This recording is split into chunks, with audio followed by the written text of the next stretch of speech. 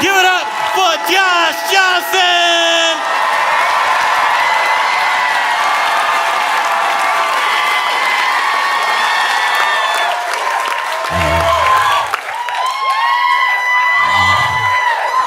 I try to be an optimistic person, I really do. But this does feel like a weird year to have Christmas.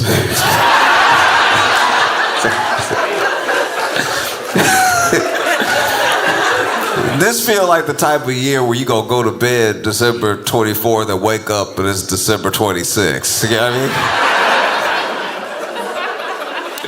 Not just Christmas, all the holidays. It feels kind of wild. All the holidays. It's like, all right, I guess we gotta try. All of it. I don't know a single person that's excited for their holiday coming up. Everybody's like, and I gotta do this. No, not at all. You know, I try though. Try to bring some of the joy back, some whimsy, you know. I've been going to the mall in every city that we've been going to. If I can make it to the mall, I go to the mall. Y'all remember the mall? It's like Amazon with rooms.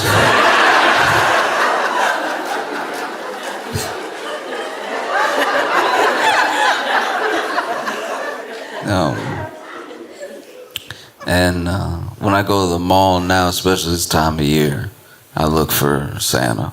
You know what I mean? Because nobody's going to Santa anymore.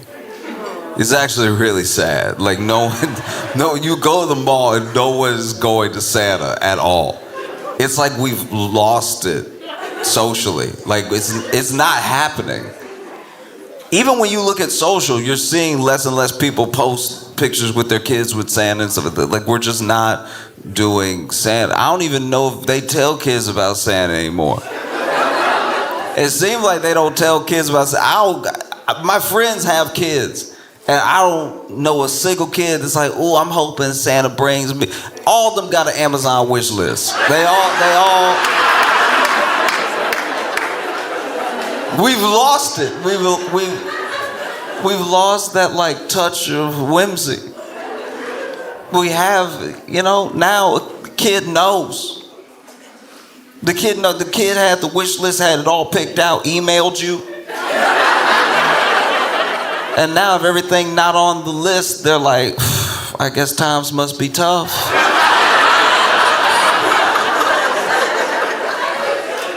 Like the thing, this is what Santa did for our parents, right? Santa was this little gap where like some real magic could happen. You came up with your list, right? And you were polite because Santa's a stranger. You don't want to come off greedy. And so you would write down a few things that you would love for Christmas. You would even scratch stuff out. People would pour, like kids that I knew would pour so much attention over, they would stress over their Christmas list. They would go over and over again, they scratch stuff. I know I actually want that. You see this little piece of paper, by the end of the day it was unrecognizable.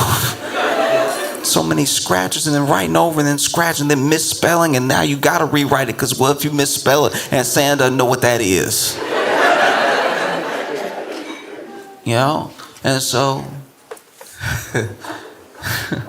And so you would write this letter and then your parents would be like, we'll mail it to Santa for you. You're like, thank you so much.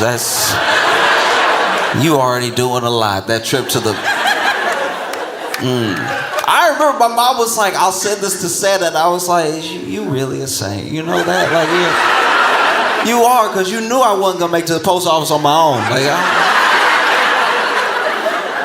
you really doing me a solid right now. I'm gonna go back to playing with these blocks, but I won't forget this. You a real sweetheart, truly. And then Christmas would come, and the presents were wrapped, and even if you stayed up, there were a lot of parents out there too crafty. You couldn't catch them, Yeah, you think you were staying up too. You would think you were like, all right, you better go to sleep, because if you're awake, Santa won't come, which was kind of true.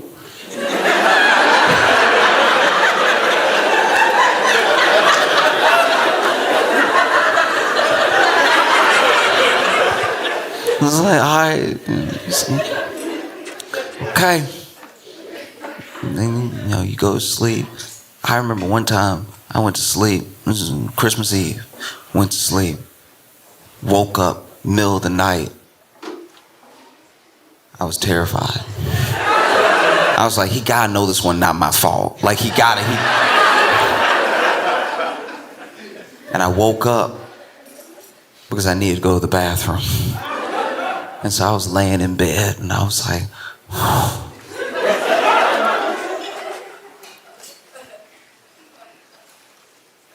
I think I'm gonna have to wet this one. I think I'm gonna have to.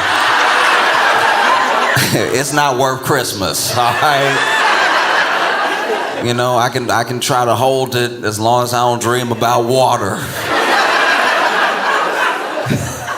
I think I'll be all right, but if I get up and then Santa hear my feet, that might be a wrap for the whole year. I've been good all year, not for nothing. I was good all year, and he was watching this stuff, so I'm probably gonna get everything that I asked for, so I can't risk that over a little tinkle,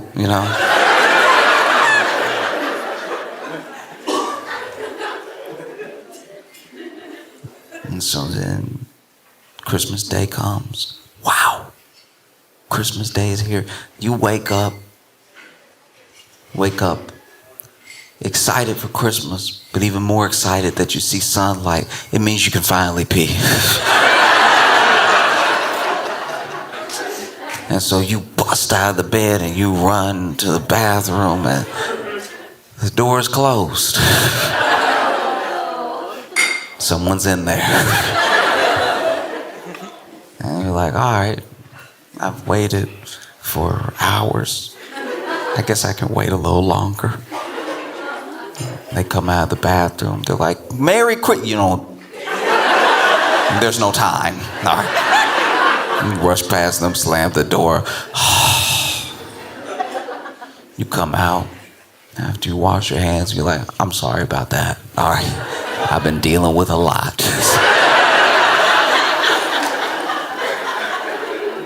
Christmas morning, it's time to open presents. You sitting there and you see a bunch of boxes. You see a bunch of boxes, and some of them aren't even boxes. Some of them just gift wrap lumps. And the lumps worry you because you're like, I don't think I asked for anything lumpy. I don't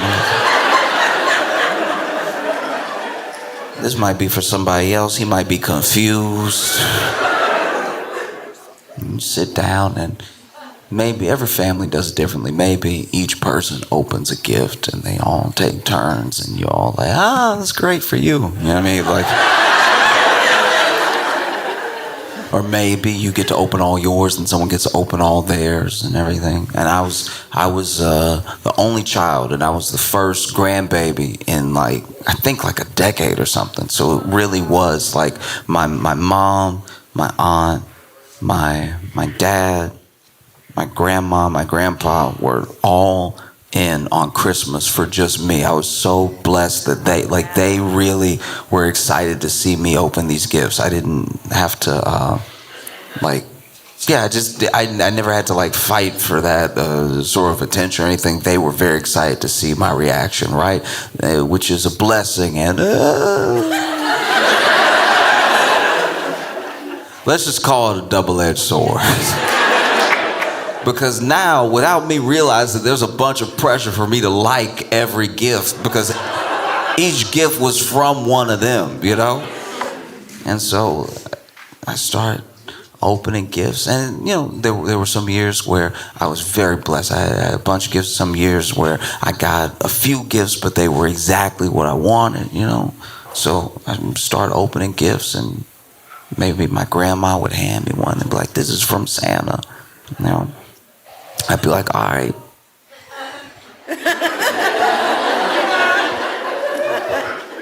I'd start opening it. And I remember the year. A Nintendo 64. I didn't know how unproductive my life was about to get. I didn't know. I was about to have a rough year in math. Because they got me an N64 and they got me Diddy Kong Racing. A true N64 classic. I didn't know it at the time, but I was a part of history.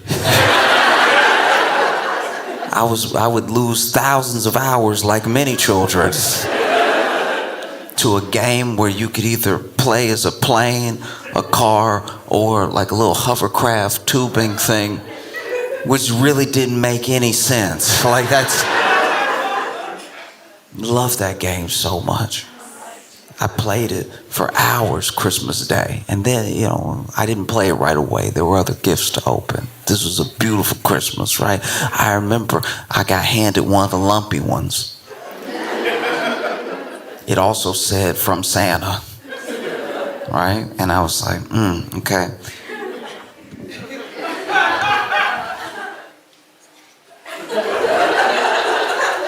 And I opened it, and it was 2 shirts.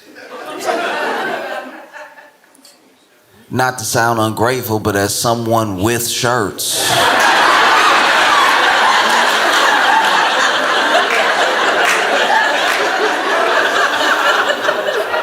I was like, ooh, okay, wow, and it fits me just right.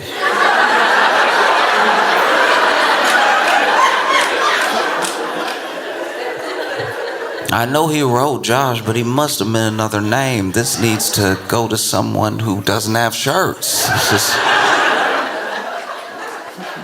Because then when you would open these gifts, you would think back to when you went to see Santa and you told him about this, and he was like, oh, yes, that sounds doable. Well, if you've been good this year, then you have nothing to worry about, right?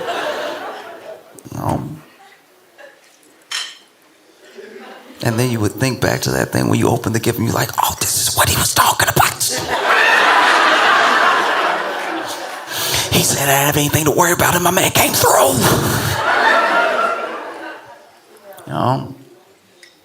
And then, as the years pass, you find out.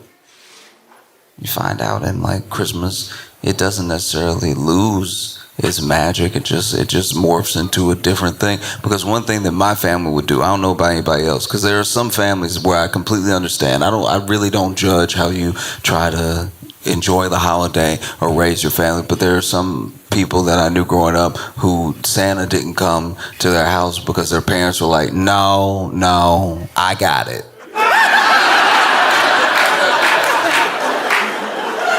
Oh, please believe I didn't work overtime to give the credit to the man at the mall. No, Daddy got you that.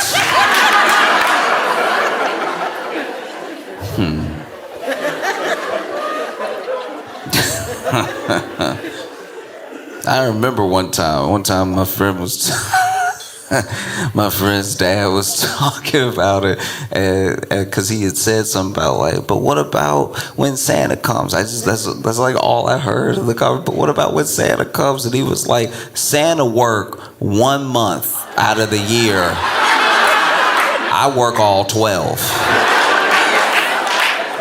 I'm handling it.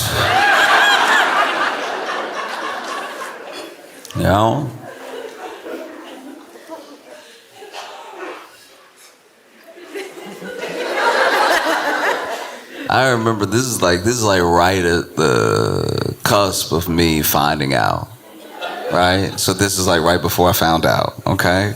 But I remember being like, I was still a young kid. I wasn't like itty bitty.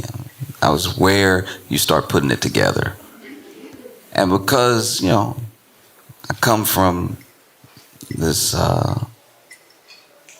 area in the South, I come from Louisiana, and I'm blessed to be raised by all of these educators and everything, and just like living down south, you'll experience it sooner or later. And then sometimes your parents try to shield you by arming you with the knowledge of what the world is like before you have to experience a part of it yourself. And so I was being taught about segregation, about how my grandmother was treated when she was a kid, about what laws there used to be in the place that we live. That they were telling me how this thing wasn't that long ago, that people would try to make it seem like ancient history, but a lot of those people are still alive for it, which means it's more recent than they're comfortable with, you know? And I was finding out about segregation right around the time that I saw a black Santa and a white Santa.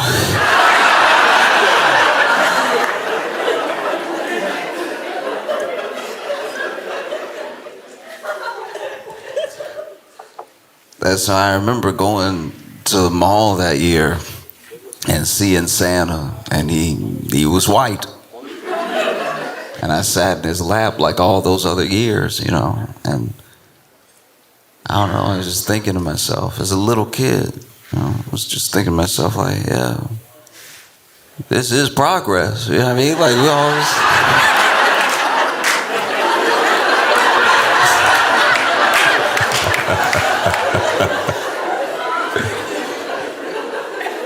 Because also, you're so little when you were going to Santa, especially in the 90s, when you would go to Santa, that it was a whole other year later. You didn't really put it together that this Santa didn't look like the last Santa.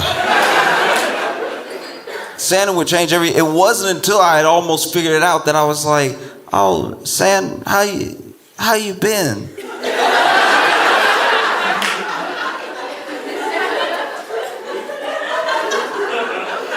This man's like, what do you mean? I'm like, oh, you just, you know,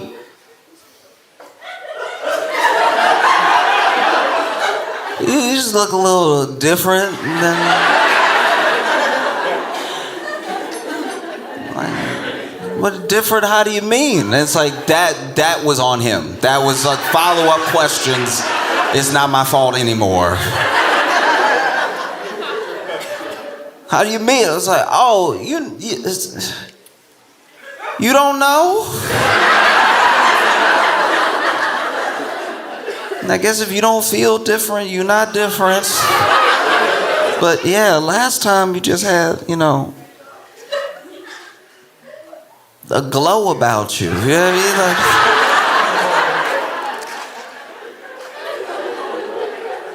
Like, because not everybody had the same loving experiences with Santa that I did. I'm aware some people had their bad, you know, their bad experiences. You know, like my friend wrote a letter to Santa because that's how his parents had him do it. Like they were like trying to teach him letter writing and penmanship and everything. They were like, you got to write a letter to Santa, and the letter to Santa has to be clear, it has to be legible, and you have to write it like a letter. Dear Santa, say exactly what you want, and make sure you sign off sincerely yours, your name, right? Write a letter. And so he wrote a letter to Santa, and then he didn't get what he wanted that year, and he was so disappointed. You know, that the next year, this is what they made him do every year. The next year, he wrote a letter to Santa again, but instead of making requests, this time he was just sort of airing his grievances.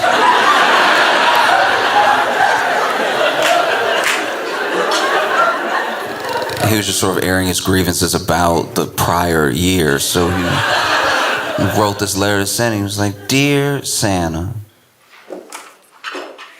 I'll kill you.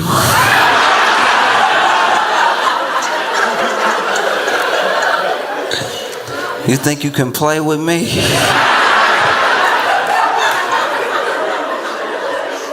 I was good all year last year, and you didn't bring anything I wanted. You just brought me stuff that my parents told me that I should buy with the money from my lemonade stand.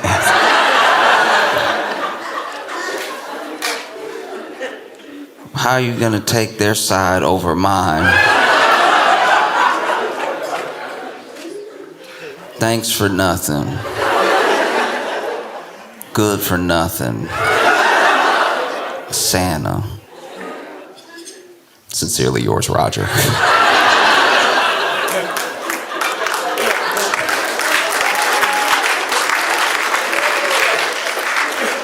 And of course, his parents read the letter, and then he got in trouble.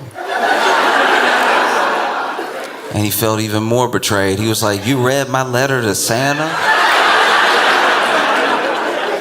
Is there no justice?" That was a private conversation. Over here meddling. And so when I go to the mall and I see Santa, it hits different. I remember all of these like special experiences I had with Santa at the mall, right? And then I see Santa over there, and they don't even have him in prime real estate anymore. They got Santa in the back of the mall. They put him in the back, they put him in the corner. They put Santa in the mall the same places that the airport put Spirit Airlines when they unless you got a ticket, unless you got a boarding pass, you won't find this area at all. Even with the boarding pass, you always in the wrong area. How you gonna have a terminal 4.5?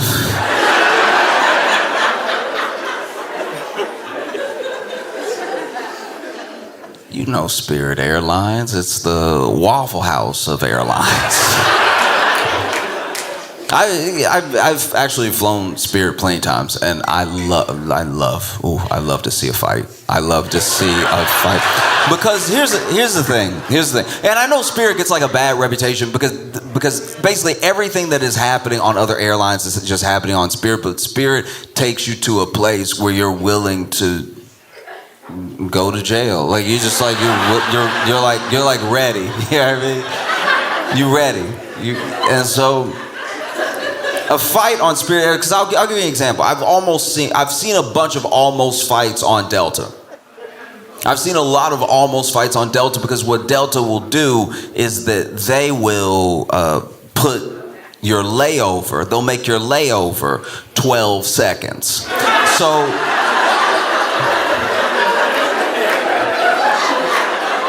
you'll leave, you did everything you're supposed to do. You got to the airport on time, you went through TSA, and then you board, and then you take off, and then you land. And you knew it because they did it on your other boarding pass. They were like, oh, the time that you're taking off is the time that you're landing. They're the same time. They're the same. And when you look at it initially, you're like, oh, I must gain an hour. No, it's no time zone difference. Yeah, and so then you land panicked. You land because you're missing it. You land and you're late. You're already late. And so you want to get off the plane as soon as possible. And you will ask the flight attendant, you'll be like, as you're boarding, be like, I have a very, very tight connection. Can you please make that announcement y'all make sometimes about people who, you don't have to say my name, like people who have tight connections so that if people could sit and then let them leave first and everything so they have a chance to make it. So they have a chance. You remember chances?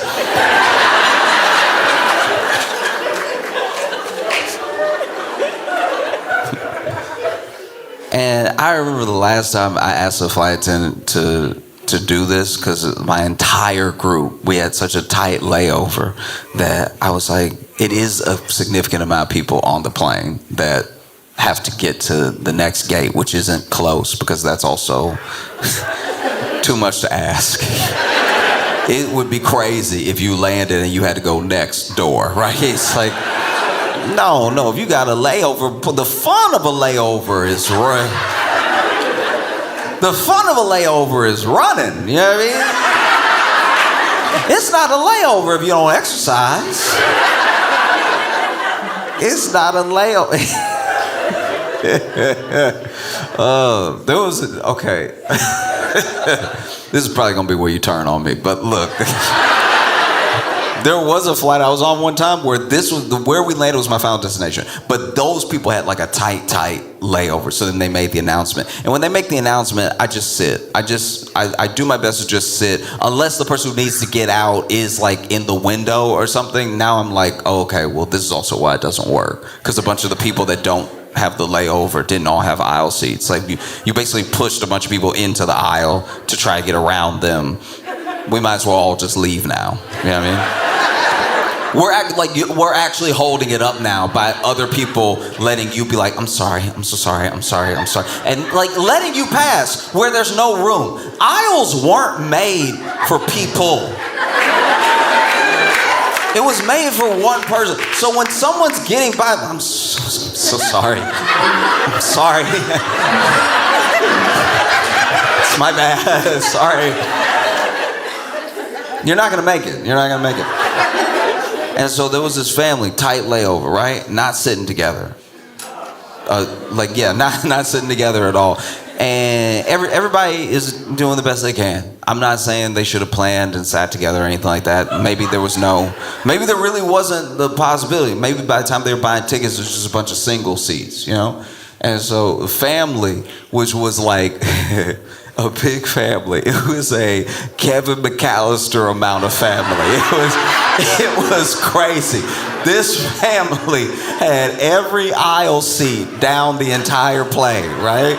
Like it wasn't a big plane. It was one of those where it wasn't just the two seats. It wasn't that small, but within the three seats, it didn't go back that far. Probably had like 30 rows or something like that. But it just straight up like 15 people together needed to get off to go to the same flight. And I knew that because they were talking to each other as we were landing.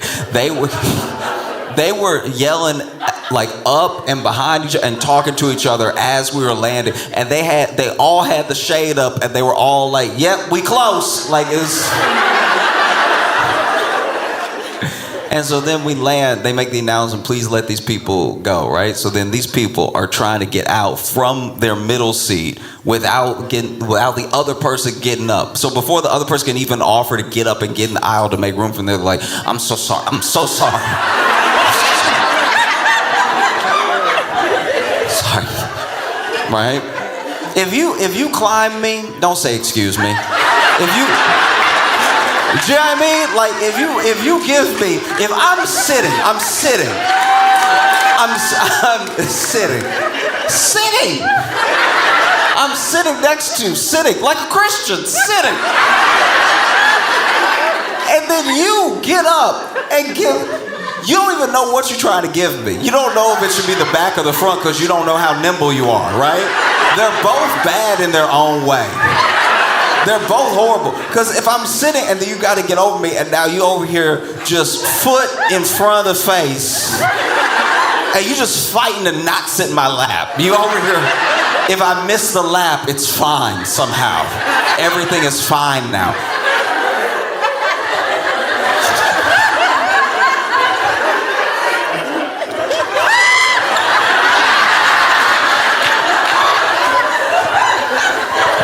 And I gotta sit there like that didn't happen.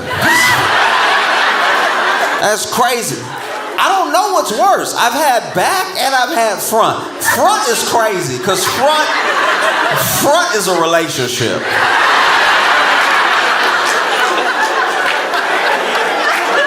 I've had people stand up middle seat, turn around. That's what happened on this flight.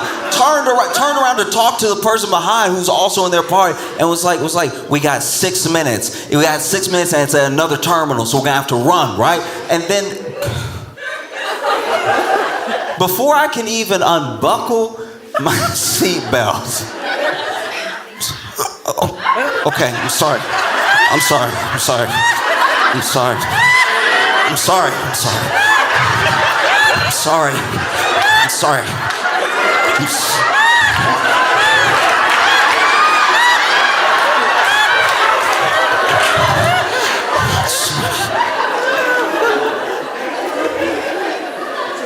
Climbed over me front facing. Whole time I got posted up like this, posted up elbow. Trying to block something. falls on me.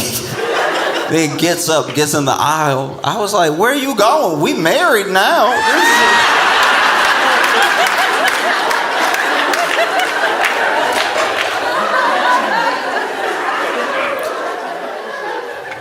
And so they were running, right? All running out and everything, because they all pretty much did the same thing. Some of them were nimble, some of them were like, you know what I mean? All running down the aisle. People actually were sitting and not getting up and letting them go. There's a real show of humanity, you know what I mean? I guess the other people on the plane were like, yes, we are here, so we'll wait the other 30. Usually society falls apart in that moment. You know, but let everybody get off. And then in first class was someone who I assume was the grandfather figure of the group, but they hadn't sent the wheelchair down the jet bridge yet. And so grandpa was sitting in like row 2, aisle C, watching his family run, and then one of them bringing up the rear was like, Grandpa, come on. And he was like, did you forget?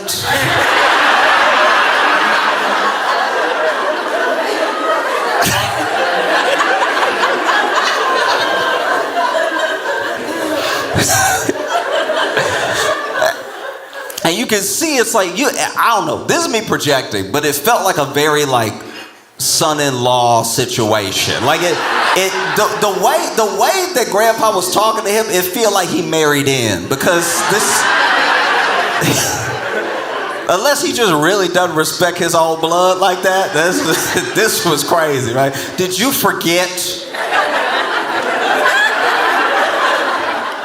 And then he's like, okay, I'll see if they can send a wheelchair down and everything. And he was like, go without me. Just go.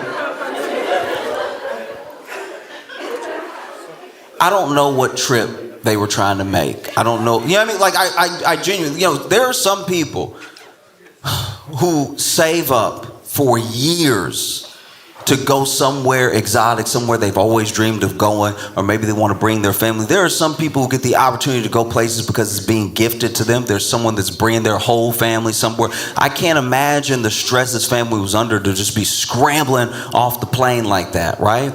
All I know is that this man, he said, go without me. And this man cupped the back of his neck,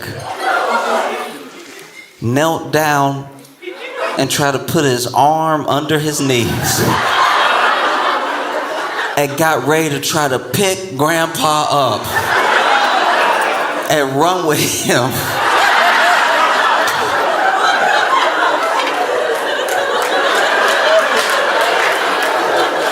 Panic is one thing, but like, never let panic give you confidence.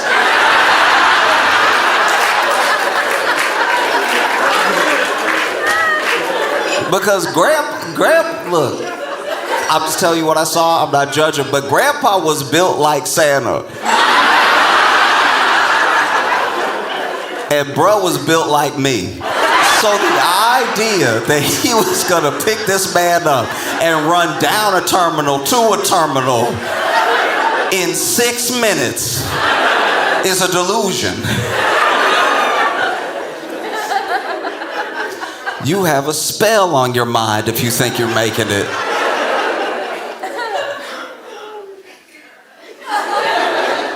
He got Grandpa legs right about here.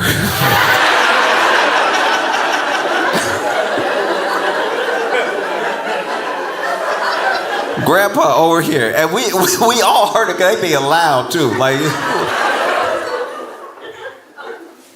what are you doing?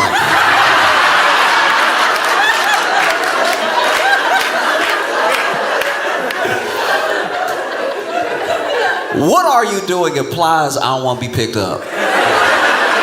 What are you doing? You know what he's doing. You grown. You know what he's doing.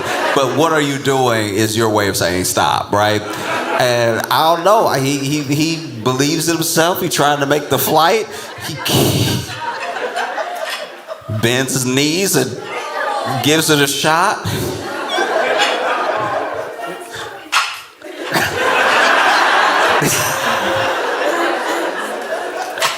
It's crazy when you pick somebody up like, I don't know, marriage style. I don't know what this is, but like when you pick somebody up like bride style like that, their eyes and your eyes are like level, right? And so Grandpa over here.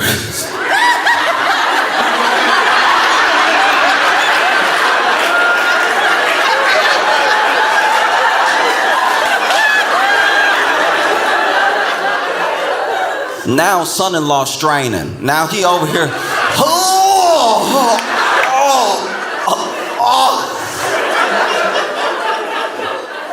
I've never heard somebody muscle tear through their voice. You know what I mean?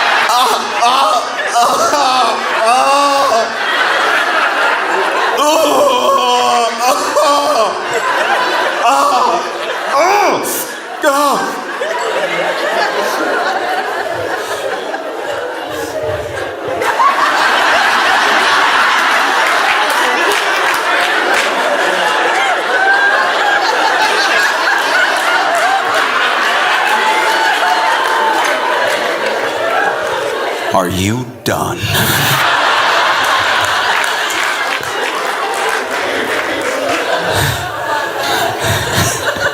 This man said, put me down. To be fair, he had never really lifted him up.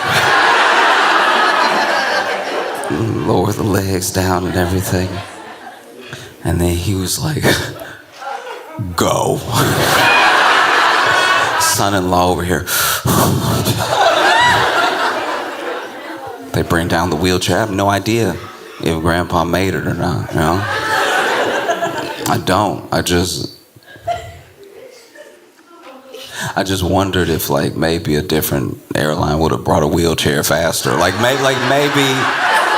Maybe as an airline they only got one wheelchair, so then people have to share frequently, you know? It's tough. It's tough. Back of the airport. Back of the mall. I was walking in the mall. I came across a Santa. No line. No line at all. And really, truly, like, I don't even know when the last time it was that somebody made going to Santa part of their Christmas card. Or I saw it on social, like Baby's First, you know, visit to Santa, anything like that. So it does make sense. There's nobody here, you know? And so I was like, I'll take a picture with Santa. I do that. Sometimes I'll take a picture with Santa, especially if it's a situation like this. This dude's gonna be here for like 8 hours, and he can't be on his phone. Santa can't be on his phone. So I'm like, let me just, you know what I mean? Support. You know, he's done a lot for me. Let me do something for him. And so I walk up, and, you know, I gotta register, you know, you gotta purchase it from the L's beforehand. Because you know, capitalism, right? So I walk up, and all right, I've done this a few times, right? I've gone to the mall, seen Santa, taking a picture with Santa, right? And how do I put this?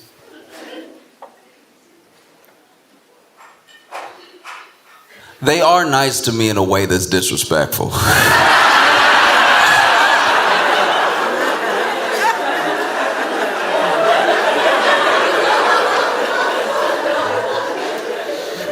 So I walk up to the elves, and I'm like, hey, I'd love to take a picture with Santa today. And they were like, what package would you like? I was like, oh, I'll take the digital package with like 2 printouts, right?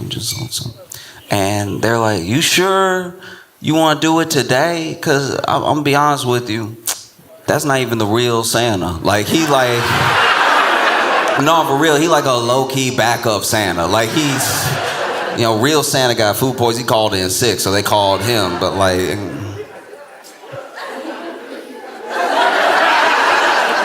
And I was like, well, I'm only here today, so yeah, let's do it. He's like, are you sure? Then the elf pulled out a picture of the other Santa with another family and was like, this is what you're missing out for.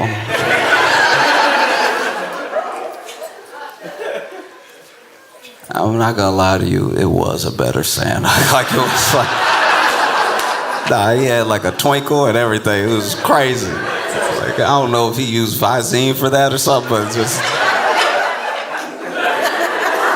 you know what I mean? Like, you could hear it. You could hear, when you looked at the picture, it felt like you could hear his dimples. You know what I mean? You know? I was like, well, no, I'm here today. Let's, you know what I mean? Like, my man over here by himself, let's take a picture, right? And they were like, all right. And then I walked up to Santa, and this is my thing. This is what I'm talking about being too nice. I'm a grown man. I told you my name. You don't have to call me buddy this much. This is, we get into some real disrespect here. You know, and I know I don't do myself any favors because I walk up and I guess I'm not presenting like this is just gonna be a chill. I'm excited to see Santa. And I think that's what starts us off on the wrong foot because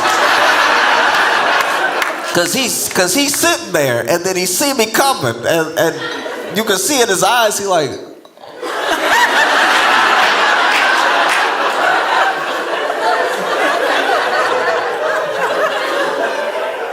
what always hurt me is they look behind me for a family, and they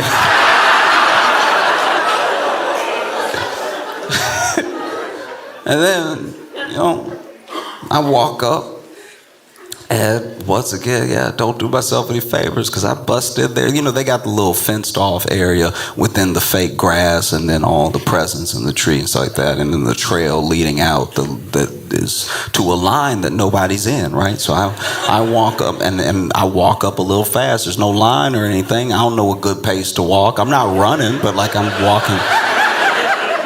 You know what I mean? I know where I'm going, and y'all made that snake line like it's gonna be the bank. You know what I'm talking about? They got extra fence like there's gonna be a line. There's no line. So then I'm trying to get to it. It's awkward. He's sitting over there, he a maze away. I'm just getting it over with, right? I'm sure from his perspective, because he's being still, it look like I'm running, but I'm not running. I'm walking. I'm walking with some pace, right? But then I walk up, and then as soon as I get through the gate, and I walk up to him like, "How's it going, Sam?" And that is too much. That now he doesn't know who he dealing with. Like now he extra nice. Because he's unsure. You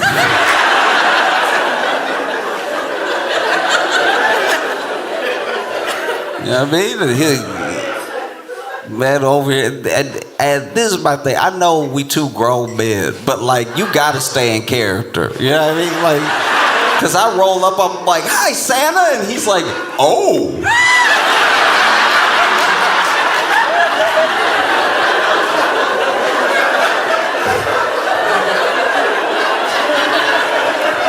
You are supposed to say ho, ho, ho. How do you do the exact opposite of your literal catchphrase? I'm like, "How you doing, Santa?" "Oh."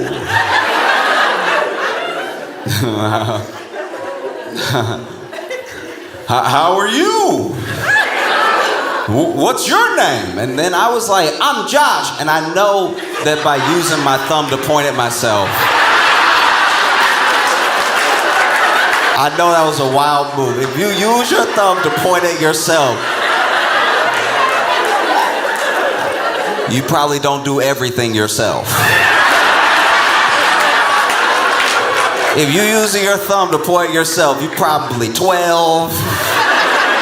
Very proud of a certificate you just earned or something. It's like, "What's your name?" "I'm Josh." "Oh." There it is again. Why are you doing that?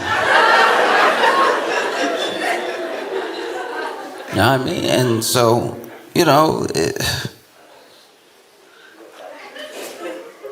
he's sitting there, and there's a chair. There's a chair. There's nowhere else. You have to sit in Santa's lap. It's part of the experience. You do. And so the fact that maybe I seem eager, that's fair. I seem a little eager. And that's on me. I should be cooler about it. I should walk, you know what I mean? I shouldn't jump, so. But yeah, I go ahead, sit in Santa's lap, and, he even had the little, he knows they built it this way. This is how you're supposed to do it, so that.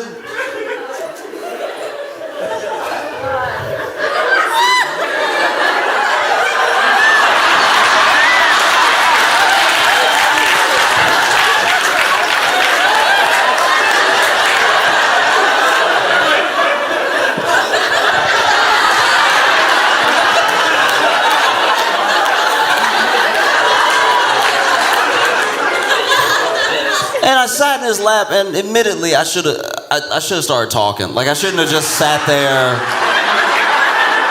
waiting for him to speak or something. But and I know that everybody's doing their best. I never want to put somebody who's making an honest, just an earnest effort down or anything, but. His lap game was lacking.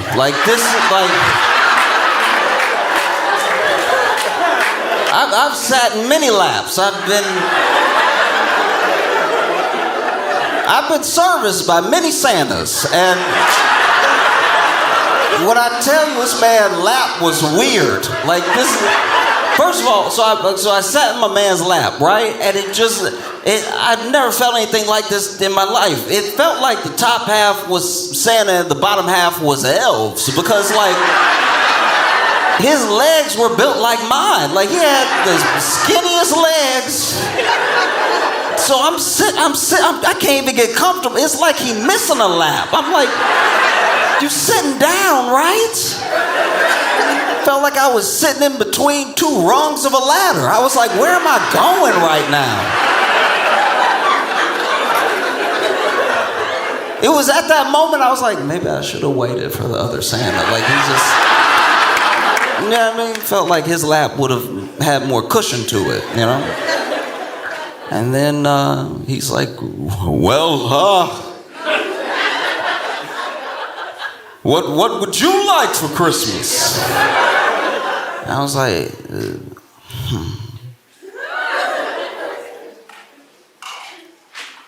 Santa, I would love the Millennium Falcon Lego set, the one that came out in 2004 with about 3,000 pieces to it. It's very hard to find online, and if you could get me that, that would make my entire Christmas. And I think my specificity hurt me here, because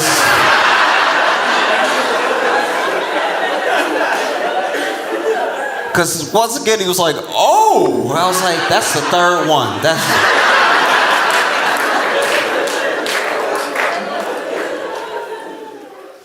This man said, oh! Well, I hope that works out for you.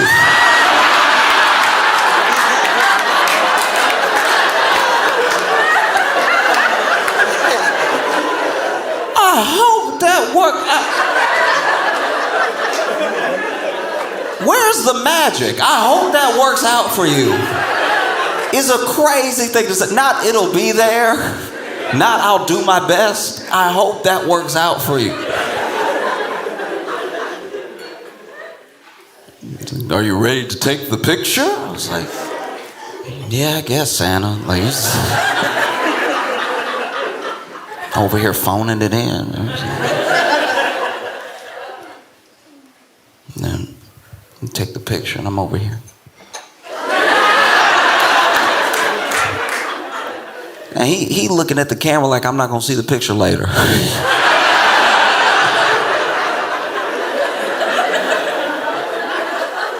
Cause I'm grinning ear to ear. I'm with Santa. This man.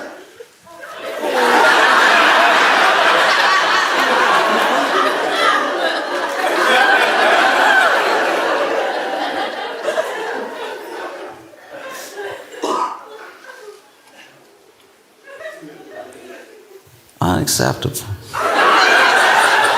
Do you know what I mean? Like what are we even doing?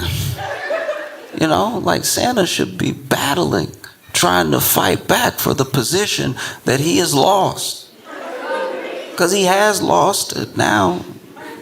What used to be an experience that you waited all year to have is just a couple of clicks to a wish list, and he's left by the wayside. You would think that Santa would be excited to see anybody that was excited to see him. You know? Unacceptable. It felt like I believed in Santa and he didn't believe in me, you know?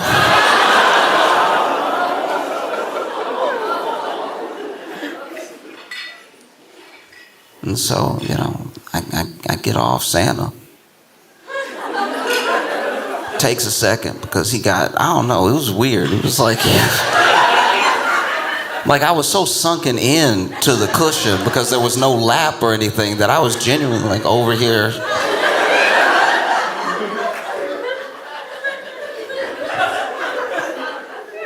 Thank Santa for his time. I'm walking away, leaving the little fenced off area. And just as I'm walking away, one of the elves, I passed them and they were like, see?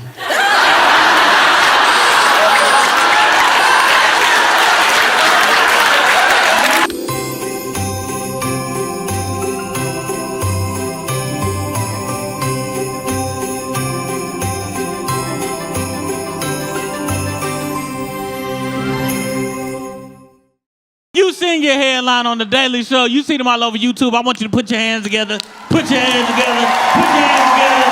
Give it up for Josh Johnson.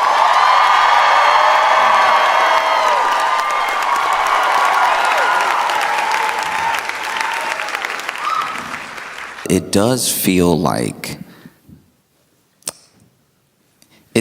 like this Epstein thing is going to go on forever.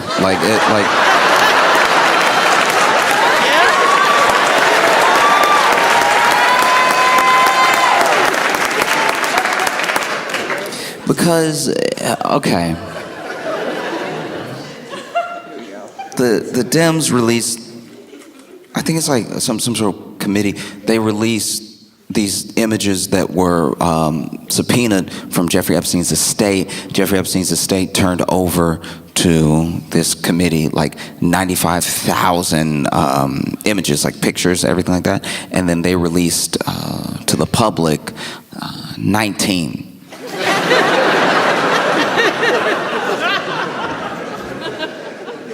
Which seems maybe only one person's working today or something. Like maybe there's like a thumb in most of the shots on the rest of the pictures.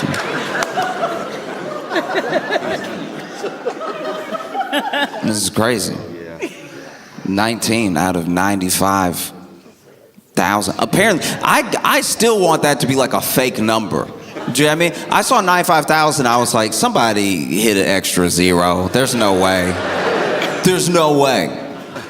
And then the 19 pictures are the thing about the pictures, right? Is that on their own, only some of them are like damning and weird and crazy. A lot of them are just pictures of people hanging out. It's just who is hanging out. Do you know what I mean? It's like a picture of Jeffrey Epstein and like Steve Bannon. You know, Steve Bannon back when he was actually like working in the White House and everything, like working for Trump when he wasn't just Steve Bannon.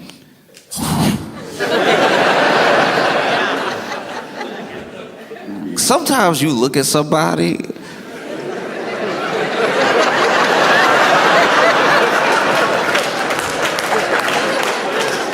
Steve Bannon a tough one, because sometimes you look at somebody and you're like, oof, maybe they gotta be racist. Like, I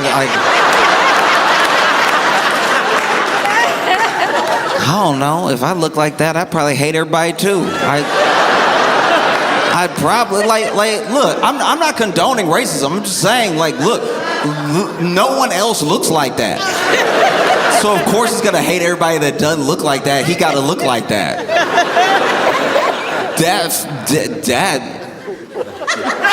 hard to live with. Man. Steve Bannon hate everybody. He looked like he would hate everybody. You know, like there's some. I'm not saying that every like racist person is ugly on the outside. I'm just saying that like when you look at him, and if somebody told you he was like a deep like a super racist, you'd be like, yeah, I'll let the racists have that one. Like that's not getting in my feelings at all. That is, imagine somebody hates you and like really hate, like a lot of hate in their heart, and they would love like a sort of dystopian future where you and everybody like you is living a terrible life just because they have so much hate in their heart. And you see them though, like on paper, that's very upsetting. But when you see them, let's say you see this person, and then you're like, oh. Do you know what I mean? Like Steve Bannon looked like white Thanos. Like he was crazy. When I found out about this dude, I was like, is this dude? I didn't want to assume he was racist, and then he said some kind of racist. I was like, yeah, there it is. Because the thing about when you're racist, it's like people have to feel less bad about not wanting to be around you anyway. And I will say this: look, this is just me. I'm not telling anybody else how to feel. This is just me. Even if Steve Bannon was not racist at all, I would still be like, ugh, and that's on me. That is on me. That is me. You know what I mean? Like sometimes you judge a book by its cover, and you're right, because the book is like made of skin. Like, remember the book from Hocus Pocus? Steve Bannon made of the same leather binding as why he always look wet? This man, see what I mean? He looked like if Sweat woke up and started walking and talking and being racist. Like, it's just, man. You look at Steve Bannon and you're like, no wonder the Klan wore sheets. Like,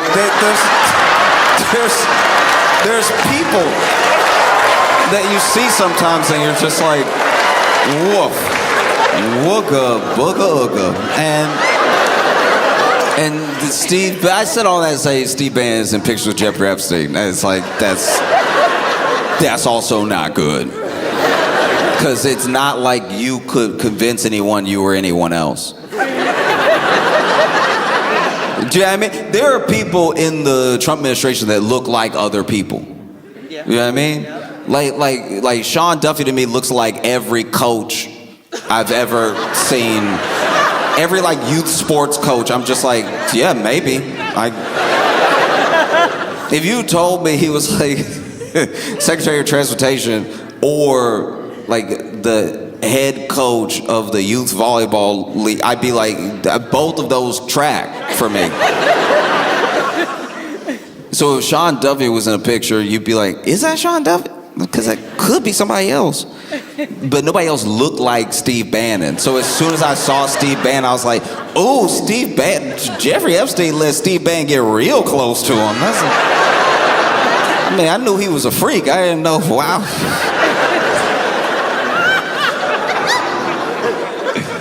Oh, man. And then you see like Jeffrey Epstein with plenty of other people. You see pictures from the island and stuff like that. You see Jeffrey Epstein in pictures with Woody Allen.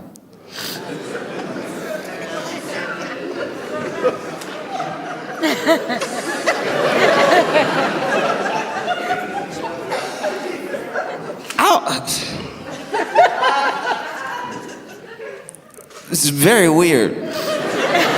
It's not weird as if I saw that picture. It's like, not Woody. I'm saying.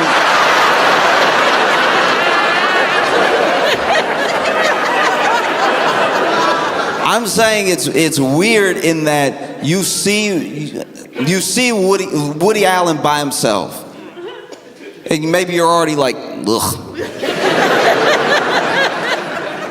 And then you see how people fight it. We know everything with Woody Allen. We don't even need a rehash. We know. And then you see this, and you're like, I know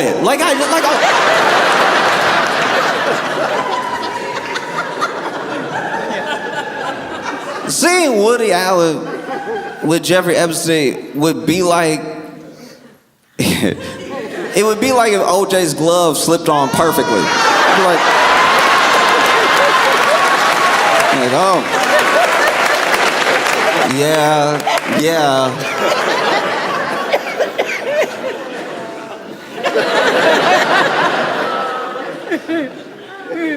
Woody Allen.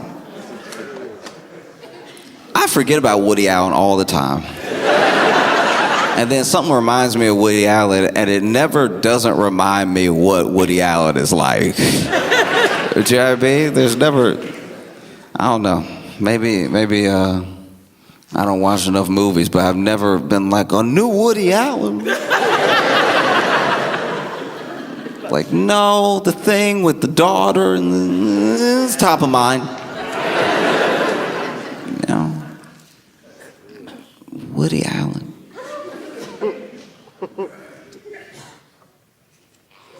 What would they have to talk about? Like,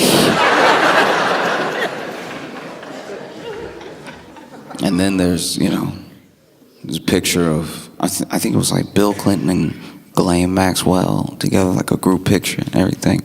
Hillary, not there. Hillary, not the, man. Every time Bill not with Hillary, he get in trouble.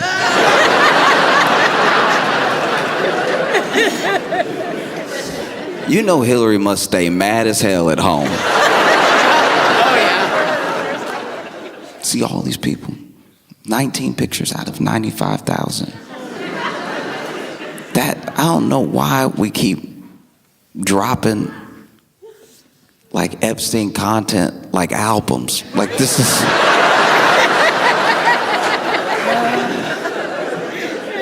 Oof. No, this is bad. I don't even know what to do with this. Do you know what I mean? Because it's like, you see a picture of Trump and all the people whose faces they're like blacking out and everything. And you're like, okay, what's that? What is that? That never looks good. That never looks good. If I take a picture with some people and they blacked out everybody's face but mine,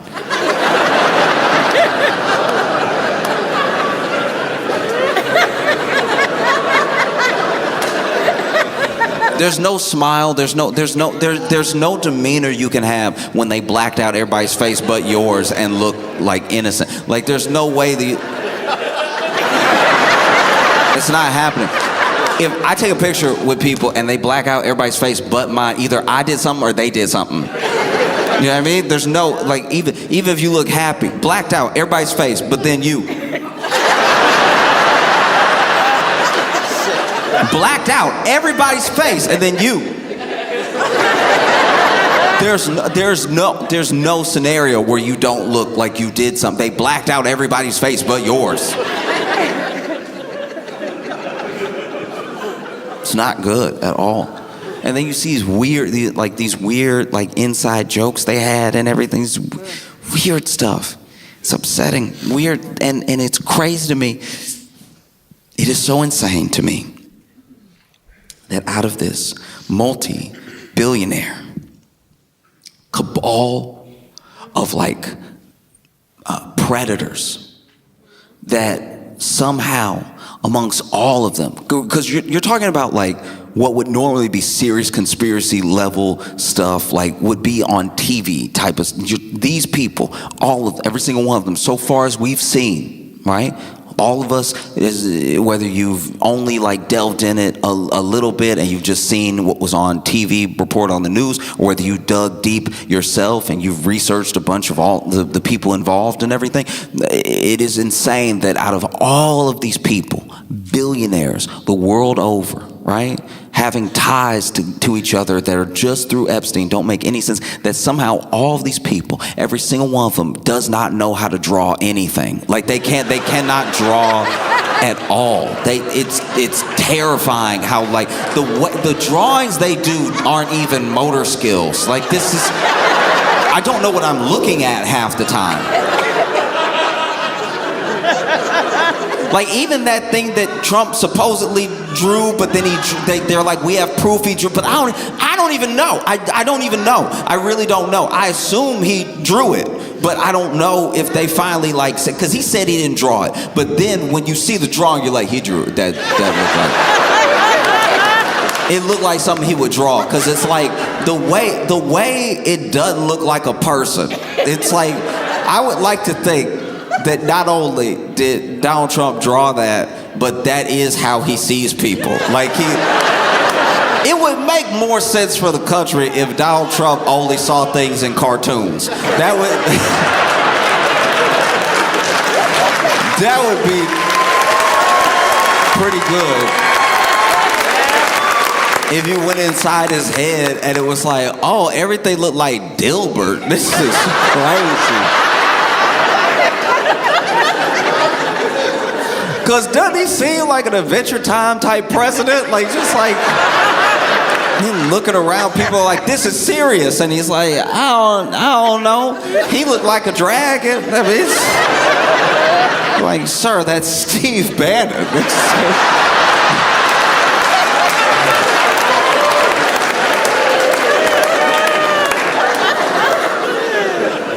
Steve Bannon, multiple pictures with Jeffrey Epstein.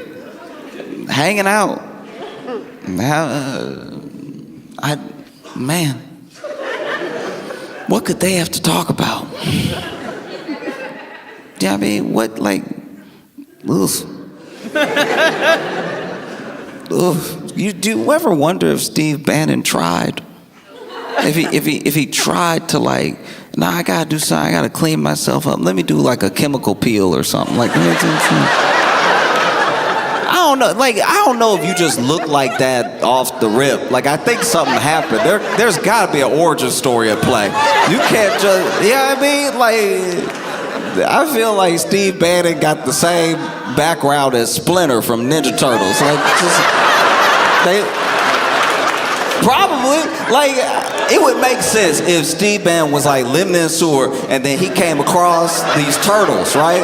And these turtles, he started taking care of the turtles. He thought about eating them, but then he was like, no, I'll take care of them, everything. And then there's like this toxic waste that they were all exposed to, and he put the turtles in it because he was like, I lived. And so then the turtles got like a special, physical intelligence for martial arts, and he went off and joined the White House staff. You know what I mean? Like, I don't know. He just doesn't look like I've seen Steve Bannon say like dog whistle racist things and been like, bro, you don't need the dog whistle. Like, this one's all you. Like this. Steve Bannon is what you imagine when you imagine like a deeply, racist person. You know what I mean? Like, it's like you look at it and you're like, oh. I would rather it be that way. No, it's just convenient that his entire shape aligns with his views. Like, it's just,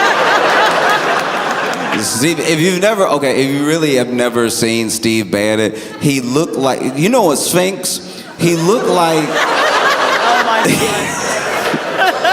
He looked like the head of a frog and the body of a wildebeest and the legs of a chicken and the hands of like a mole rat. You know what I mean? I feel like you I don't know, Steve Bannon just seemed like he bite ice cream. You know those people? You know those people who can't even enjoy a treat without being a psycho? You know what I'm talking about? Like, Steve Bannon looked like he bite an ice cream cone in the face. Like, he just attack it.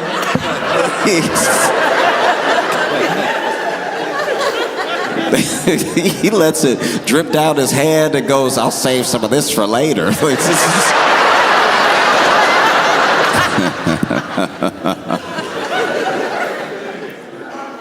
it is crazy how you will be doing your best to get your life together as best as you can. And it is unfair that anybody can make you their emergency contact.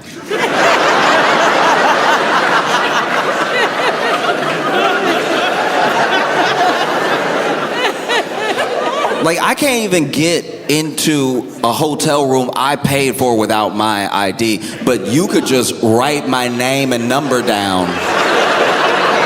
And now all of a sudden I'm who they call if you get busted up. Like, this is a crazy system we've created. What if your emergency contact don't like you? We didn't think this through at all. This is I mean, it's indicative of a you know, less than stellar healthcare system, but your emergency contact should be somebody that you trust, should be somebody responsible.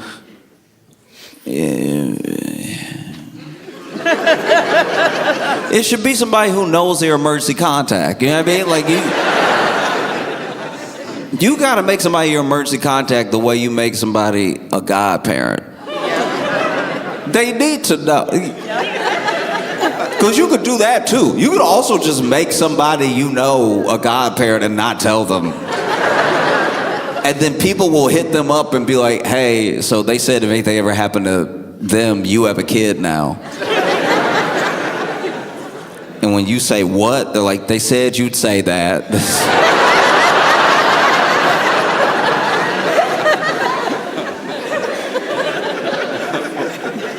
What? In what world? I was made the emergency contact for a friend one time, and I was like, I don't know what he expects me to do with this. Like, they called me and they were like, hey, you're his emergency contact. I'm like, all right, what was the emergency? And he skateboarded off a roof.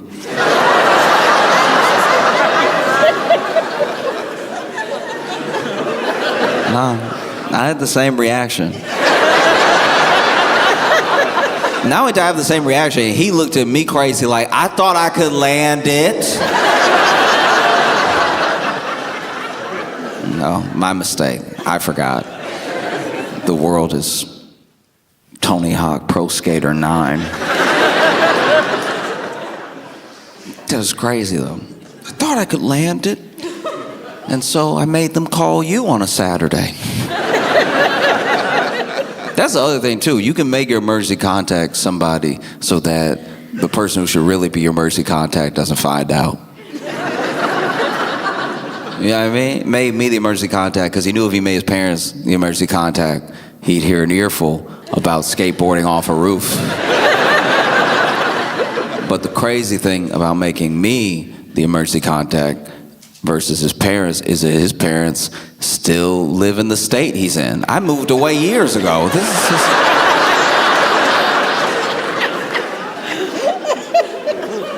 I don't even drive. What do you expect me to do for you? Do you know what I mean? Like, you would be better off just telling me to put you on the prayer list or something. Because even the person that called me, even like the receptionist that called me, I was like, so am I supposed to do something? And And they were like, no, not really. We're sort of letting you know.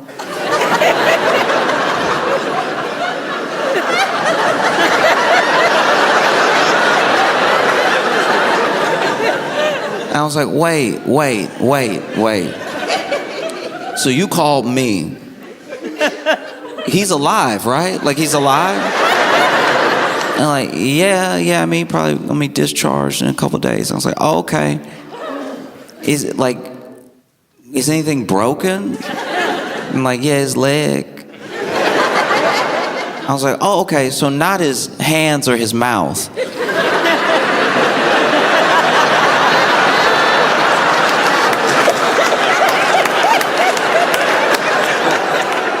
But he still made you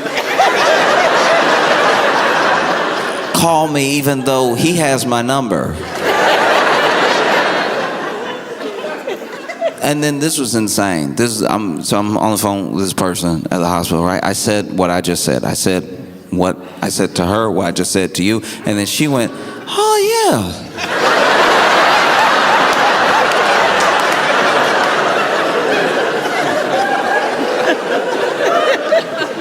No. You work at the hospital. I cannot be blowing your mind right now.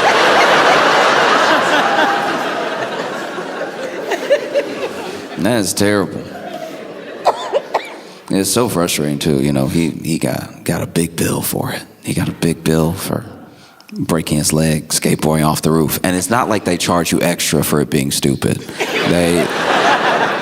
They charge you what they charge you based on, you know, insurance, network, deductible, all stuff like that. It would, I think by now that I'm an adult and I like know what any healthcare thing is, right? Because when I was a kid, I would just go to the doctors. My mom took me to the doctor because she was like, I don't know, right?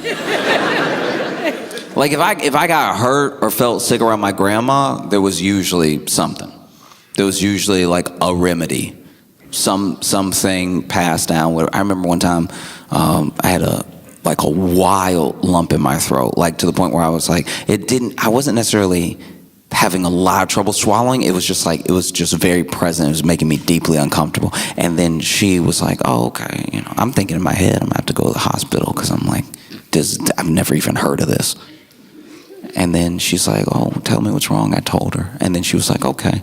She goes to the kitchen, comes back, and she puts like a couple dashes of salt on a spoon. She was like, open your mouth. And then she put the spoon right under, you know the thing.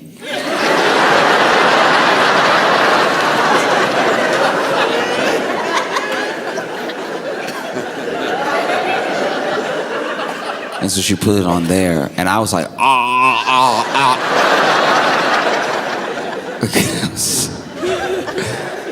And then, sure enough, it just went away. It just went away.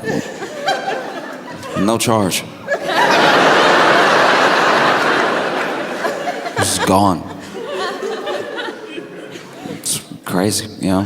Meanwhile, you go to the doctor, and you ask the doctor what's wrong. And the doctor's like, I have no idea.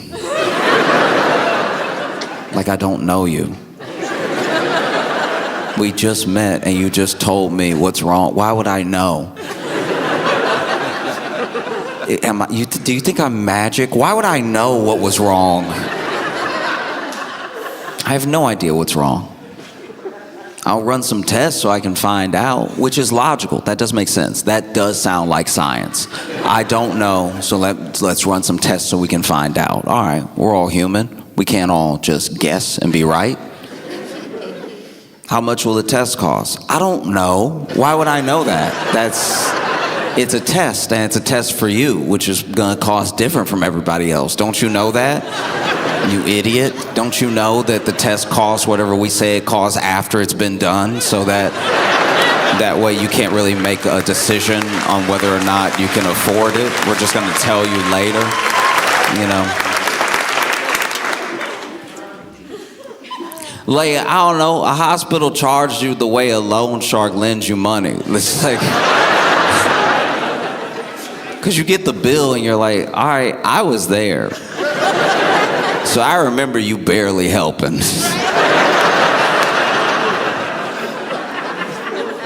Meanwhile, everybody that like wants to do good, like some of the most good you can do as a medical professional is really lean in and quietly tell somebody like, hey, look, this is gonna be insane. Just so you know, this is gonna be, this is too much. Like, I love when I get like a nurse or a doctor and I ask them like, well, what about this? Would you do this? And they're like, no. That's real good, you know?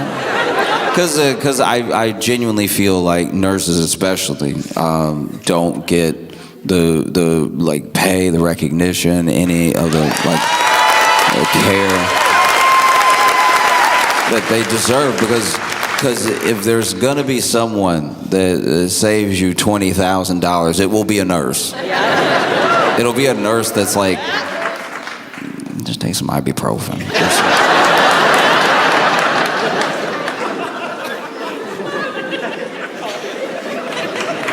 You know,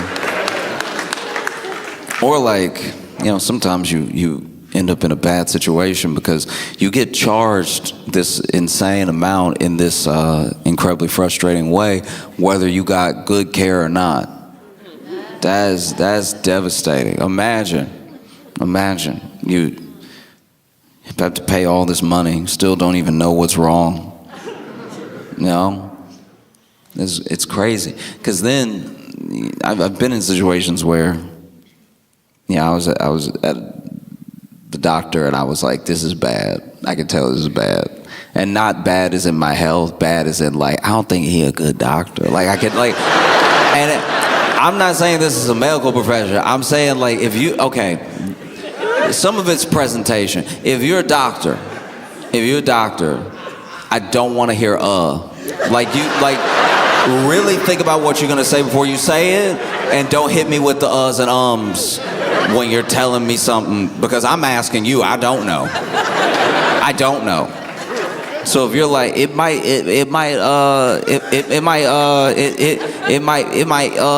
be inflammation.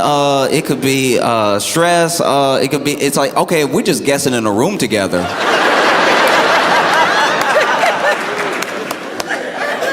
If we just guessing in a room together, then I can go ahead and go, because I'm gonna get charged like you said what it was.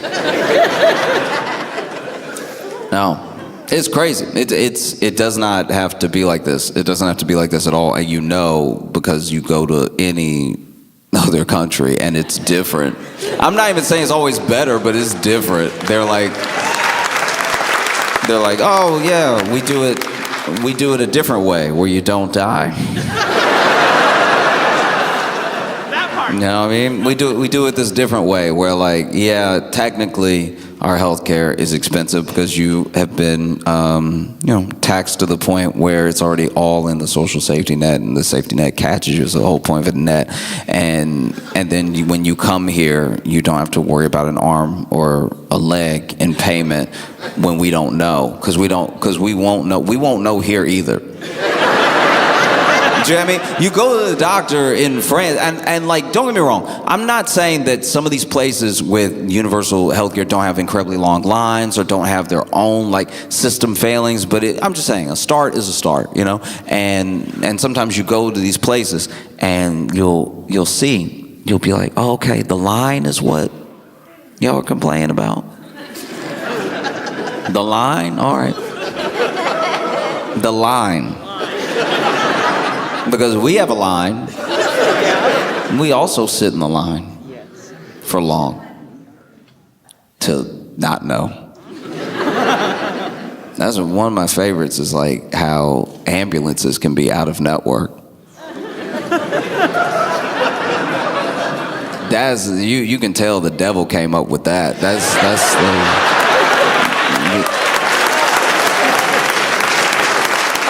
And look, I'm not saying I know everything about this. I'm just saying this is my understanding. I hope I'm wrong. I love being wrong. It's usually a better world when I'm wrong. I love being wrong, but from what I understand, there are like ambulances that are not covered that will then take you to hospitals that are out of network, which just makes the whole thing more expensive. It becomes like a $9,000 Uber ride to the hospital. And I don't know, I feel like it's tough. It's tough because it's like, how are you gonna tell them? Like, let's say you hurt yourself.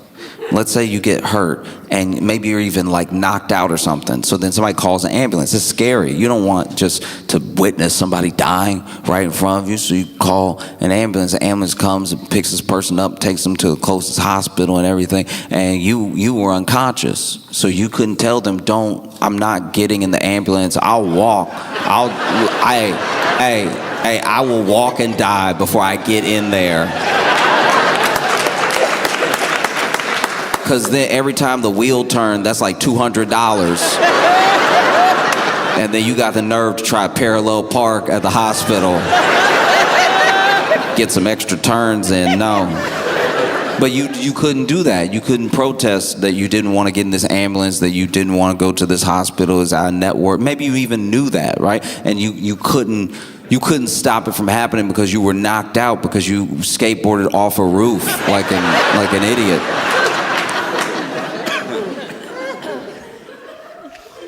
And then you're laying in the hospital bed, leg broke, you broke. And then this person calls your emergency contact.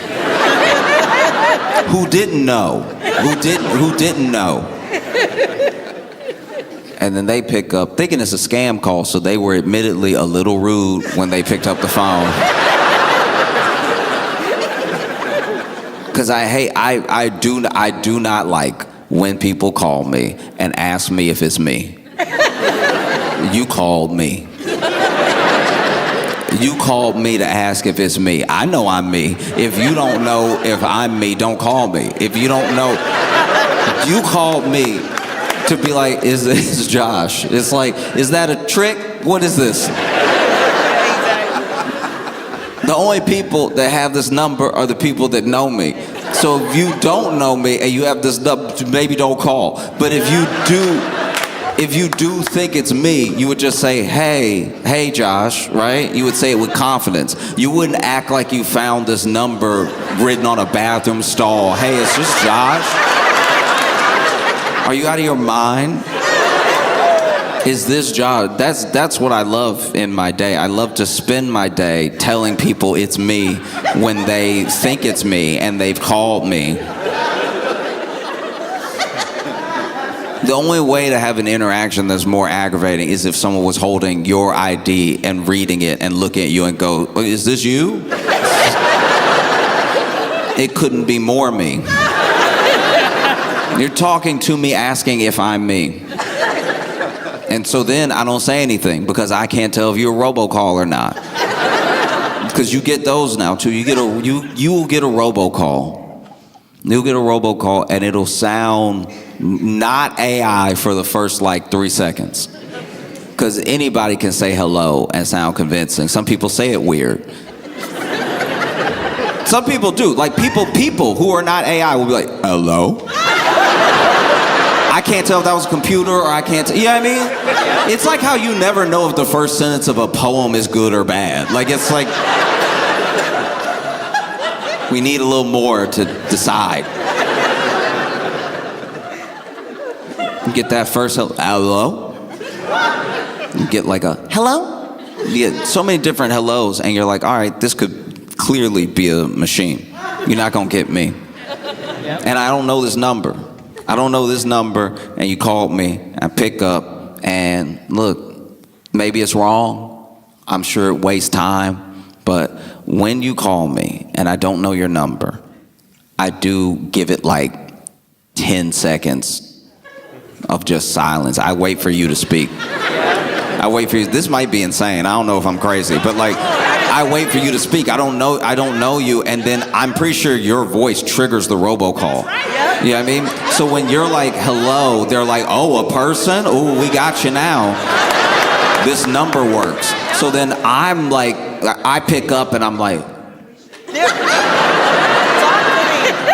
Talk to me. I ain't talking first. I don't know you. and then I hear, hello, and I'm like, all right, you're not out of the woods yet. What's that second hello sound like? Because if the second hello sounds eerily similar to the first hello, you're an AI. No one says hello exactly the same pitch for pitch every single time. Hello? Hello. Hello? Is someone there? You know what I mean? And then this is what I'll do. This is also, this admittedly doesn't make sense. I'll tell you this right now. This does not make sense. This is why I should never be your emergency contact. Because even after the second hello or is someone there, all I'll give you is a cough. I'm coughing right into the phone because a person will be like, oh, okay, that's a person, and maybe they're getting situated. Maybe they answered it in their pocket and they're trying to like get it to their head or something. But a robot doesn't know. Hello, is someone there? Is someone there? Is someone there? You know what I mean? And then you can just hang up, right? But hello? Hello? Okay, 2 different hellos. That sounds promising. Can you hear me? Oh, okay. Can you hear me?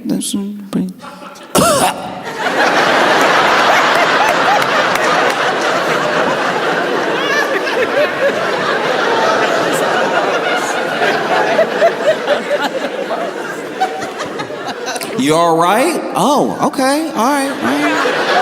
Okay.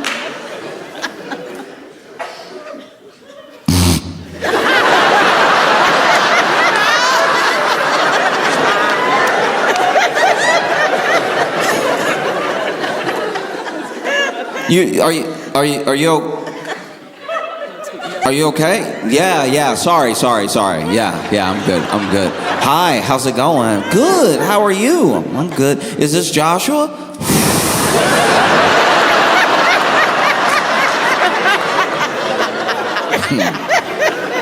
I know you don't know me, but you're already trying my patience. Who is this? Because tell me who you are. Don't ask me who I am. This is my phone and I'm already in it. Like, I'm already in my phone. You're a visitor in my phone asking if... Imagine somebody came into your house. They walked inside and they were like, are you? You'd be like, I have to shoot you now. I have to, like... Tell me who you are. If you broke into my phone, tell me who you are. Is this Josh? Yeah. Oh, okay. We're calling from blah blah medical, and you were listed as the emergency contact for your friend. And I'm like, oh, okay, that's interesting. That's interesting because I didn't know that I was his emergency contact. That's wild. You can just do that to anybody that you want. It's crazy. You can make someone your emergency contact while owing them $200. And that's wild. That's wild because when I need to emergency contact him for my money, there's no answer. That's crazy. That's crazy. You know, when I have an emergency of funds from the funds I don't have from the $200 I lent him, somehow, wow, can't get a hold of him. Line isn't working. But when what did he do? He skateboard for a roof. Huh, okay. Probably bought that skateboard with the $200. Do I need to do anything here? Is there anything I'm supposed to do? Like, am I getting charged for this call or anything? They're like, no, you don't have to do anything. I'm like, okay, good, I won't be doing anything. because I just want you to know something about your patient, that he is a coward, all right? Because he has my number, but he knows that if he calls me, I'll ask him why the last text message I sent him about the $200 was left on red. And so he had you call me like I would forget.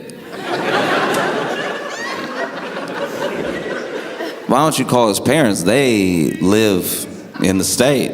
they could come pick him up or anything. And then I don't know what's like protocol or anything. I feel like because I do my best in real time to have like a real interaction with a person, like people are so used to pleasantries on the phone, especially like in a professional setting, like nurses, doctors, everything like that. I think that because of my general demeanor, or maybe the fact that I seem like I could hang up at any moment, or maybe she was as sick of my friend as I am. I don't even think she was supposed to tell me this, but she was like, oh yeah, because I asked, well, why don't you call his parents? I can give you their number. They're not even my emergency contact, and I can give you their number. They would be more interested in this whole ordeal. You know what I mean? And then she tells me, she's like, no, they're here. It was their roof that he skateboarded off of.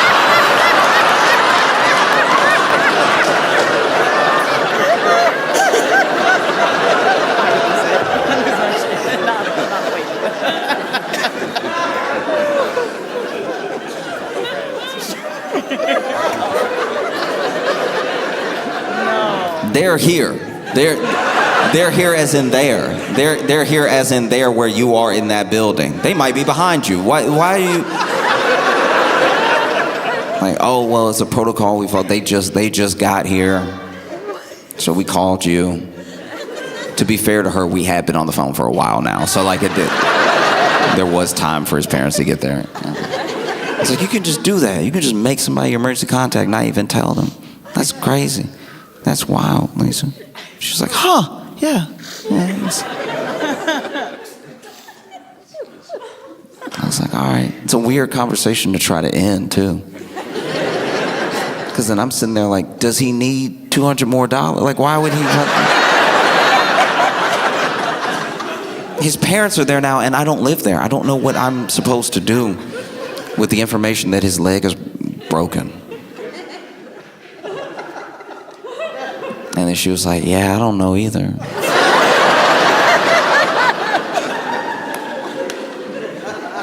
I told her, I was like, I hope you have a good day.